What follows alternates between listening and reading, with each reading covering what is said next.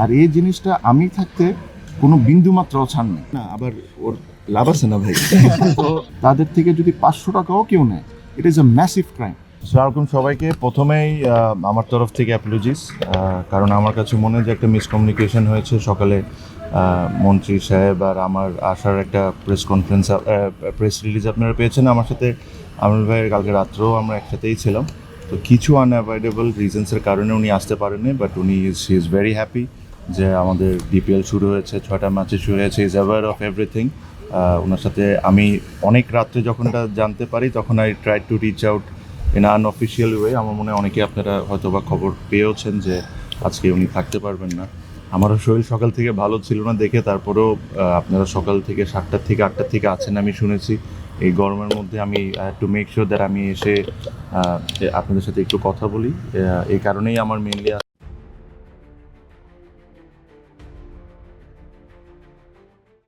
R again thank you so much, আপনারা এত কষ্ট করে এসেছেন। অনেক কষ্ট করার পর আমরা এই প্রিমিয়ার লিগটা শুরু করতে পেরেছি। আপনারা এটা কাভার করছেন, মাইলেজ দিচ্ছেন এই টুর্নামেন্টকে, প্লেয়ারদেরকে। এই জন্য বিসিবি অ্যান্ড আমার তরফ থেকে অসংখ্য ধন্যবাদ। আর এগেইন অ্যাপোলজিস যে কিছুটা যদি কষ্ট হয়ে থাকে, এটা হয়তো বা কিছুটা একটু মিসকমিউনিকেশনের কারণে হয়েছে, বাট সো এটা আমার রেসপন্সিবিলিটি। সো আপনাদেরকে এসে জিনিসটা জানানো, এই কারণে এখন এসে আপনাদের সাথে কথা বলছি। জিনিসটা কি, এই জিনিসগুলো আমাদের একটু মেনে নিতে হবে। আমি কিন্তু লাস্ট প্রেস কনফারেন্সে এই জিনিসটা ক্লিয়ার করেছি।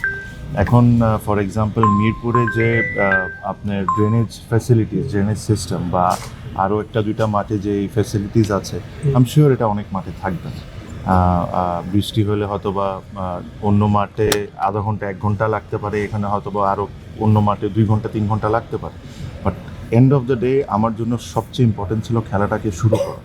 এখন আমি যদি প্রত্যেকটা জিনিস নিয়ে পারফেক্টলি যদি স্টার্ট করতে চাইতাম, তাহলে আমি 2টা মাঠ ছাড়া খেলা দেওয়া সম্ভব হতো না। আর 2টা মাঠে যদি খেলা দিতাম ভাই, এটা 2 মাস 3 মাস লেগে যেত। আরও রেনি সিজন আসতো, আরও কিছু আসতো। ঠিক এইগুলা জিনিস মাথায় রেখেই কিন্তু প্রথমবারের মতো লিগ স্টেজেও প্রতিটা ম্যাচে আমরা রিজার্ভ ডে রেখেছি, সো দ্যাট আমরা যতটুকু মিনিমাইজ করতে পারি। আমিও জানি, আপনারাও জানেন যে এইবার সব কিছু পারফেক্ট হবে না, but the most important thing, if you see the bigger picture, যে মাঠে খেলা হচ্ছে, প্লেয়াররা টাকা পেয়েছে, তাদের ফ্যামিলিতে যে কষ্টে তারা ছিল, ওই ফ্যামিলির কষ্টটাকে একটু হলেও কমাইতে পারছি, দ্যাট ইজ মোর ইম্পর্টেন্ট। হ্যাঁ, সব কিছু ইভেনচুয়ালি আস্তে আস্তে এগুলো সবই পারফেক্ট হবে। এই যে ঢাকার সামনে আপনারা আধা ঘন্টার মধ্যে এসে খেলা কাভার করতে পারছেন, এটা একটা অ্যাডভান্টেজ না আপনাদের জন্য? আপনাদের 2 ঘন্টা করে ট্রাভেল করে যেতে হতো। সো আশা করি এগুলো with time I am sure this all be sorted. আমি খেলাধুলা নিয়ে অ্যাকচুয়ালি অত বেশি চিন্তা করি না এখন। আমি যেদিন খেলা ডিসাইড করেছি যে আমি ছেড়ে দিয়েছি, that's it. I had a fantastic 18 years. আমার মেমোরিজ আর ভেরি গুড আমার জন্য। সো এখন আমার দায়িত্ব হলো যে 18 বছরে আমি যে প্রবলেম ফেস করেছি বা অন্যরা যে প্রবলেম ফেস করেছে, এটাকে যতটুকু মিনিমাইজ করে দেওয়া যায়। আমি আবারও বলি, প্রত্যেকটা জিনিস আপনি 100% রাইট করতে পারবেন না, that is humanly not possible. But যতটুকু এই জিনিসগুলোয় কাজ করে হাতে নিয়ে যতটুকু কমায় নিয়ে আসা যায়, তাহলে জিনিসটা একটা জায়গায় আগাইল। সো আমি ওই ইন্টেনশনে আছি। আমি ওটাই চেষ্টা করব যে আপনার প্লেয়াররা, বাকি যারা আছে, ফ্যান্স, প্লেয়ার্স, ডেভেলপমেন্ট, এভরিথিং, কিছু না কিছুতে যদি আমরা জিনিসগুলো স্টার্ট করে দিই, তাহলে একটা নতুন প্রক্রিয়া শুরু হলো। সো ওটার চেষ্টাই আছে। আমি নিজেই খুব অবাক হয়েছি, আপনি ভালো প্রশ্ন করেছেন। আমি অ্যাকচুয়ালি ওই দিন যখন গ্যালারিতে গিয়েছিলাম, তখন একজন ফিনল্যান্ড থেকে একজন মহিলা ওই দিন সকালেই সে ফ্লাইটে ল্যান্ড করে এয়ারপোর্টে, ওখান থেকে স্ট্রেট মাঠে খেলা দেখতে আসছে। তো সে আমাকে খুব সুন্দর করে এসে বললো যে ভাইয়া, যদি একটু ওয়াশরুমগুলো ঠিক করা যায়। আপনি হয়তো বা শুনে অবাকই হবেন যে স্টেডিয়াম যখন বিল্ড হয়েছিল 2007-এ, তারপরের থেকে আর বাথরুম নিয়ে কোনো রেনোভেশন হয়নি, and this is not right. তো আমি এই কারণে যাওয়ার সময় ওখানে দেখেছিলাম। সো ইন্টারেস্টিংলি ওখানে একজন আমাদের খালাম্মা, আমি যাকে ডাকি খালাম্মা, একজন ছিলেন যেনার দায়িত্ব হলো বাথরুমটাকে পরিষ্কার রাখা, উনি ছিলেন। তো উনি আমাকে একটা কথা বলেছিলেন, যেটা হয়তো অনেকে ভিডিওতে দেখেছেন, যে ভাইয়া আমাদের 300 টাকা করে পাই এই জিনিস পার ডে। এই জিনিসটা যদি আপনি একটু দেখতেন। তো কালকে আমি বিসিবিতে গিয়েছিলাম, বিসিবিতে যে আমি জিজ্ঞেস করলাম যে আমরা যে ক্লিনিং সার্ভিসটা আছে এদেরকে পার পার্সন কত টাকা করে দিই। তখন জেনে অবাকই হলাম যে 650 টাকা করে দিই। তো তখন আমি জিজ্ঞেস করলাম যে 650 টাকা করে দিই, তাহলে এরা 300 টাকা কেন পাচ্ছে? আমি বললাম যে ক্লিনিং সার্ভিসটা টেন্ডারের মাধ্যমে অ্যাওয়ার্ডেড হয়েছে তাকে ডাকে। তো তাকে ডাকলাম, তাকে ডেকে আমি জিজ্ঞেস করলাম যে রিজন কী। তো যে জিনিসগুলো শুনেছি এগুলো আসলে শকিং, খুবই শকিং। মানে এই জিনিসগুলোও যে বিসিবিতে হয় আইডিয়া তো ছিলই, বাট এই লেভেলের হয় এতটা আইডিয়া ছিল না।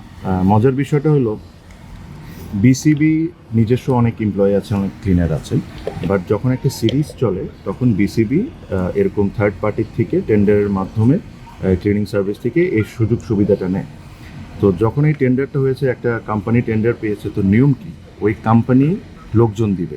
বাট এখন যা হচ্ছে হলো যে ওই টেন্ডার একটা কোম্পানি পাচ্ছে, বিসিবিরই লোকজন এই 30-40 জন ক্লিনার দিচ্ছে, ওই কোম্পানি টাকাটা বিসিবির থেকে নিয়ে বিসিবির লোকজনকে দিচ্ছে, ওই টাকাটা নিয়ে সে টাকাটা নিয়ে তার মতো করে ক্লিনারদেরকে দিচ্ছে, আর যার প্রফিটটা তা রেখে নিচ্ছে। তো তখন আমি ওই ক্লিনিং সার্ভিসকে বললাম, মানুষকে আমি বললাম যে ভাইয়া আপনাকে 650 টাকা করে দেওয়া হয়, আপনি তো এখানে ফ্রি সার্ভিস দিতে আসেন নাই, আপনি এখানে লাভ করবেন বা আপনার কিছু খরচ টরচ থাকবে। তো আমি ধরলাম যে 650 টাকা থেকে পার পার্সন 150 টাকা আপনি লাভ করতে পারেন, খরচ টরচ থাকতে পারে। বাট এই মহিলাগুলো তো 500 টাকা পেতে পারে। তো বলে যে ভাইয়া আমি 500 টাকা করেই দিই। তো বলে যে আমি জিজ্ঞেস করছি কাকে দেন? তো বলে যে বিসিবির ওই উমুকরে দিই। উমুকরে দেওয়ার পর উনি আবার ওই ভদ্রলোকটা এই খালাম্মাদেরকে 300 টাকা করে দেন, মাঝখানে 200 টাকা। কয় হাত পেরিয়ে যায় খালাম্মার হাতে? ওই যে একটা মানুষ বিসিবির একজন এমপ্লয়ি। তামিম ভাই, তাহলে কি ব্যাপারটা এমন হয়ে গেছে যে যারা ক্লিনিং করে তারা 300 পায়, আর যারা ক্লিনিং কাজই করে না তারা 350 টাকা নিয়ে নেয়?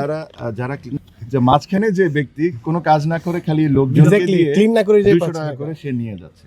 তো তাকে আমি ডেকে কালকে বললাম যে আজকে থেকে আপনি যদি চান যে আমি এই টেন্ডারকে বা এই কন্ট্রাক্টকে অনার করি, তাহলে আপনারা আজকে থেকে লোক দিবেন, যেটা আপনাদের দেওয়ার কথা।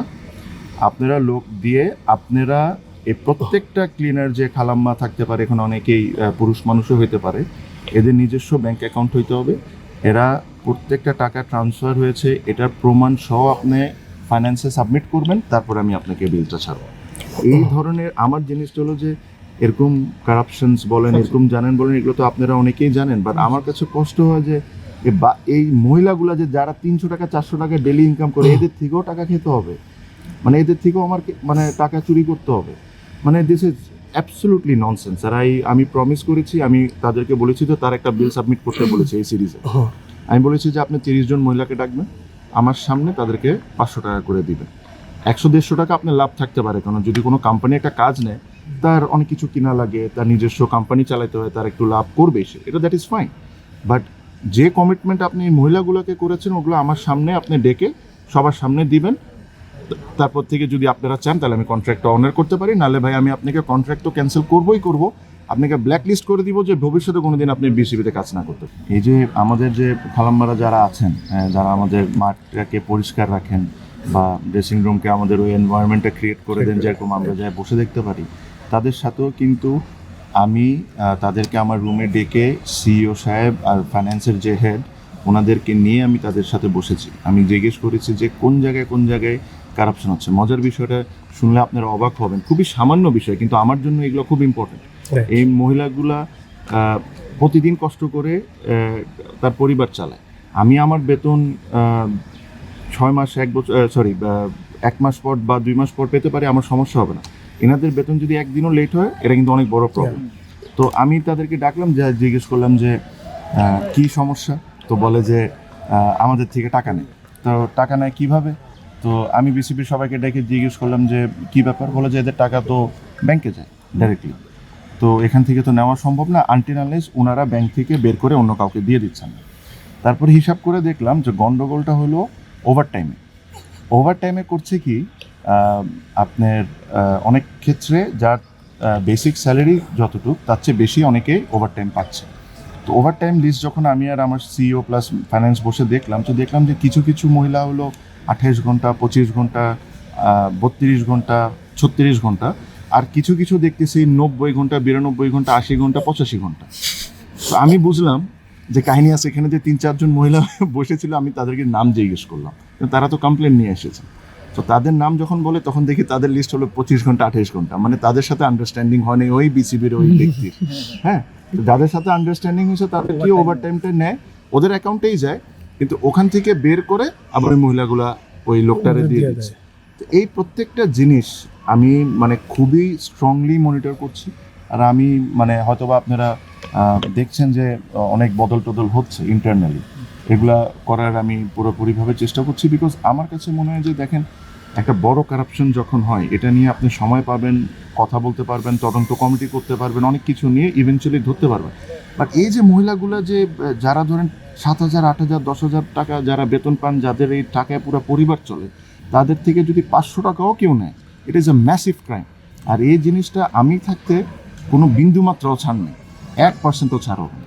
সো এই জিনিসগুলো আপনাদেরকে জানানোটাও ইম্পর্টেন্ট, আপনারাও এই জিনিসগুলো তুলে ধরবেন, সো দ্যাট পরবর্তীতে কেউ যদি কোম্পানি এসে এরকম টেন্ডারে কাজ পায়, এই ধরনের 2 নম্বরে যেরকম না করতে পারে। আর আপনারাও নজর রাখবেন, এটা আমার আপনাদের রিকোয়েস্ট আমার পক্ষ থেকে, এই ধরনের কোনো গরিবের যেরকম কোনো সমস্যা না হয়।